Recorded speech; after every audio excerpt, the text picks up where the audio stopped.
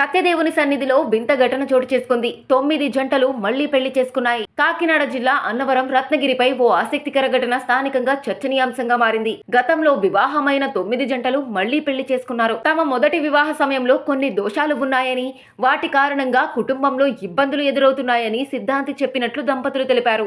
ఆ కష్టాలు, కుటుంబ సమస్యలు తొలగిపోవాలంటే మరోసారి వివాహం చేసుకోవాలని సూచించడంతో సత్యదేవుని సన్నిధిలో మళ్లీ పెళ్లి చేసుకున్నట్లు చెప్పారు.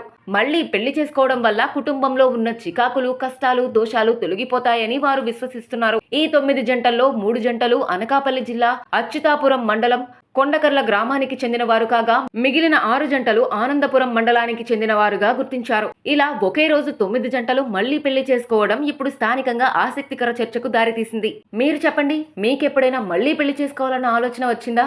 మీకెవరైనా ఇలాంటి సిద్ధాంతి వచ్చి మీ కష్టాలన్నీ తొలగిపోవాలంటే మళ్లీ పెళ్లి చేసుకోవాలని చెప్తే మీరు పెళ్లి చేసుకుంటారా? రెండోసారి మళ్లీ పెళ్లి చేసుకున్న ఈ 9 జంటలపై మీ అభిప్రాయం ఏంటో కామెంట్ చేయండి.